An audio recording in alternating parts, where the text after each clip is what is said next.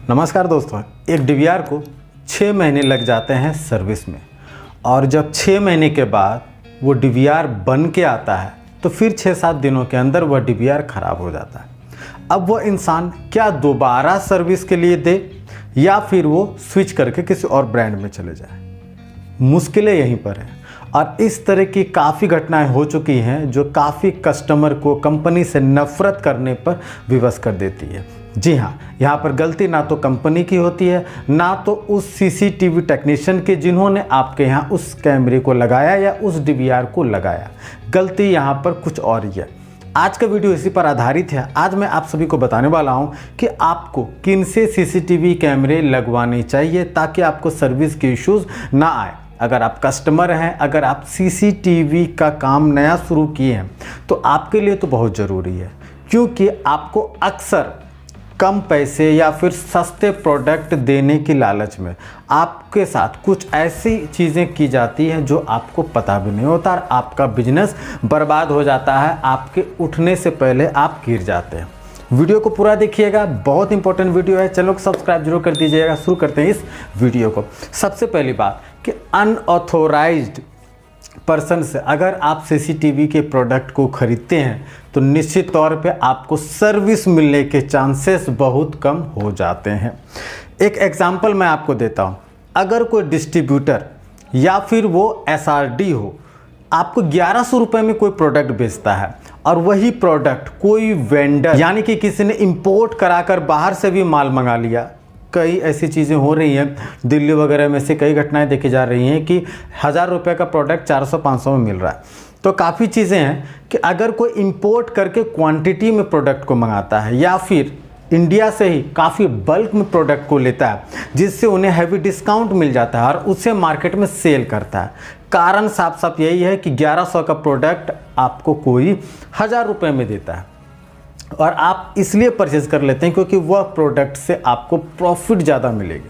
कोई भी नया सीसीटीवी टेक्नीशियन या जो बिजनेस नया स्टार्ट किए हैं वो सस्ते प्रोडक्ट को प्रेफर करता है और कस्टमर भी सस्ते प्रोडक्ट को प्रेफर करता है। नतीजा क्या होता है कि उस बिचौलिए का जो प्रॉफिट होता है, जो बीच का होता है, मात्र 100 रुपये या फिर 50-60 रुपये का हो जाता है। और जब कोई इतने कम पैसे में आपको बल्क प्रोडक्ट सेल कर रहा है, आप कस्टमर को डायरेक्ट दे रहे हैं तो आप पर सर्विस की लायबिलिटी होती है, लेकिन उस बिचौलिए की कोई लायबिलिटी नहीं होती है। 100 में से अगर 5 प्रोडक्ट में खराबी भी आई तो उन्हें वो सर्विस नहीं देगा क्योंकि उनकी प्रॉफिट ही उतनी नहीं है और सर्विस वो नहीं देगा। और नुकसान किसको होगा? जिन्होंने उस कस्टमर को डायरेक्ट सेवा दी है। तो कहीं ना कहीं सिस्टम गलत सर्विस के लिए बढ़ावा दे देती है।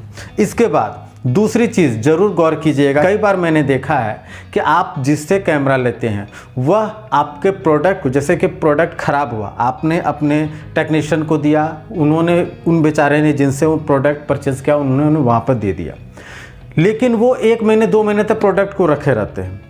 या तो गलती से हो जाता है या मैक्सिमम बार ऐसी चीज़ें जानकर होती हैं कि बहुत सारे प्रोडक्ट आएंगे तो साथ में भेज दिया जाएगा और कंपनी को भी नहीं पता रहता क्योंकि वह डायरेक्ट कंपनी से नहीं जुड़ा है। अगर कंपनी से डायरेक्ट जुड़ा रहता तो कंपनी के आदमी से भी कंप्लेन कर सकता था, लेकिन ऐसा नहीं होता। नतीजा क्या होता है?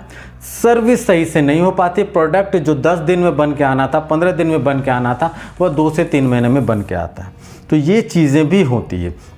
इसके अलावा अक्सर सीसीटीवी टेक्नीशियन ज़्यादा मार्जिन कमाने के चक्कर में इन दलाल टाइप के लोगों से प्रोडक्ट परचेज कर लेते हैं जो कंपनी से डायरेक्ट ऑथोराइज्ड नहीं होते। ना तो वो एसआरडी होते हैं, ना तो वो डिस्ट्रीब्यूटर होते हैं, बट प्रोडक्ट वो सस्ते रेट में या फिर उसी रेट में वो दे देते हैं। तो अब उनसे प्रोडक्ट लेके कस्टमर को तो दे दिए, लेकिन जब सर्विस की बारी होती है तो जो सर्विस 10 से 15 दिन में मिलना था काफ़ी टाइम लगता है। इससे क्या होता है? या तो वह अपने जेब से अपने कस्टमर को भरता है या फिर वह सिंपल सा है कि उस लाइन को छोड़ देता है या फिर फ़ोन उठाना बंद कर देता है, ख़राब सर्विस देने लगता है या सर्विस से भाग जाता है।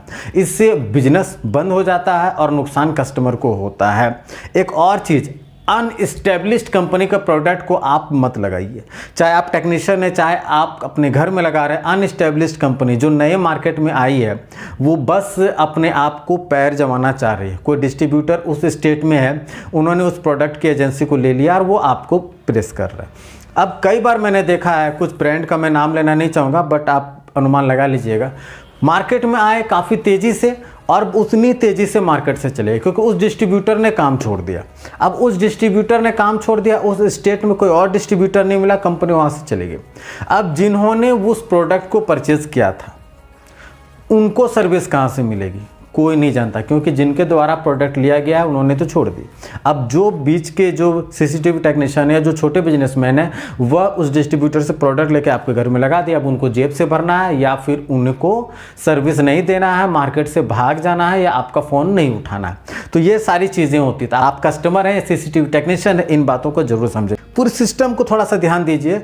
डिस्ट्रीब्यूटर होता है, डिस्ट्रीब्यूटर के बाद एसआरडी होता है। अब सबके पास सॉफ्टवेयर है, सबके पास मोबाइल का एप्लीकेशन, मोबाइल के एप्लीकेशन से ऑर्डर दिया जाता है और ऑर्डर जाता है डिस्ट्रीब्यूटर को, और डिस्ट्रीब्यूटर आपको प्रोडक्ट देते हैं। अब इसमें क्या होता है कि अगर प्रोडक्ट खराब होता है तो वो सीधे वो जो एसआरडी है या फिर डिस्ट्रीब्यूटर वो सीधे कंपनी को सर्विस के लिए प्रोडक्ट भेज देती है। बीच में जिनसे प्रोडक्ट परचेज किए हैं उनको देने की ज़रूरत नहीं है, डायरेक्ट कंपनी को भेज देते हैं और कंपनी उनके एड्रेस पे कुरियर कर देती है। यानी कि बीच का बिचौलिया, बीच का दलाल कोई नहीं होता।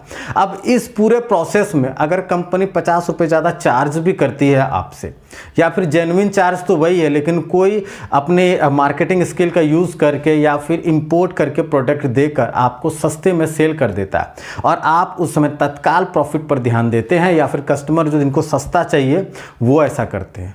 नतीजा ये होता है कि गलत सर्विस मिलती है। तो इस पूरे सिस्टम को अगर आप ऑथोराइज पर्सन से लेते हैं तो आपको दिक्कत नहीं होगी। अब एक और सवाल है कि ऑथोराइज पर्सन कौन है, हम कैसे जाने। देखिए, हिकविजन में एसआरडी होता है, सबका ऐप होता है, सबका एक आईडी होता है। आप किसी से आईडी मांग सकते हैं। मुझे पता है कि कोई आईडी आपको नहीं देगा, क्योंकि मैक्सिमम लोग ऐसा नहीं है या मैक्सिमम लोग एसआरडी नहीं है। लेकिन जो ऑथोराइज डिस्ट्रीब्यूटर होते हैं उसको कंपनी एक प्रमाण भी देती है। वो आप किसी भी दुकान में जाइएगा उनका या शॉप में जाइएगा तो आपको देखने को मिलेगा। इसके अलावा जो एसआरडी है आप उनसे आईडी मांग सकते हैं कि आप अपना कंपनी का आईडी दीजिए। हर कंपनी का अपना एक आईडी होता है, जैसे मुझे आईडी मिला हुआ है, जो ऑथोराइज्ड है उनको भी आईडी मिला हुआ है। तो उस आईडी के थ्रू आप क्लियर हो पाइएगा कि हाँ ये बेहतर सर्विस दे पाएगा।